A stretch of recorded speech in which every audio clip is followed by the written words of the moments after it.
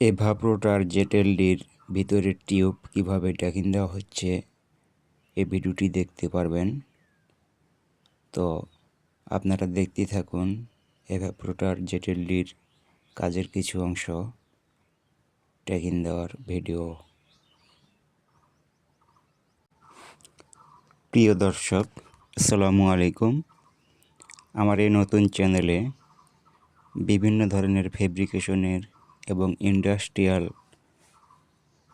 ফেব্রিকেশনের video দেখতে পাবেন।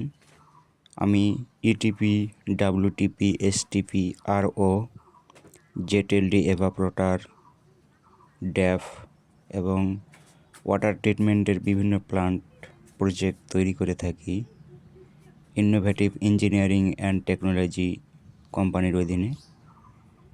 তো আপনারা আমার এই চ্যানেলটি সাবস্ক্রাইব করে আমার সাথে থাকতে পারেন এবং বিভিন্ন ধরনের ভিডিও আপনারা দেখতে পারেন। এখন যেটা বানানো হচ্ছে এটা হচ্ছে জেট-এলডি এভাপোরেটরের ভিতরের টিউব, মানে পাইপের সাথে ফ্লাঞ্জ ট্যাকিং দিয়ে অ্যাড করা হচ্ছে। তো এটার মধ্যে আরও পাইপ লাগানো হবে, এটা আটকানো হচ্ছে আর কি ট্যাকিং দিয়ে। এরপরে লম্বা বড় দুটি পাইপের মধ্যে দুটি টিউব ইনস্টলেশন করা হবে।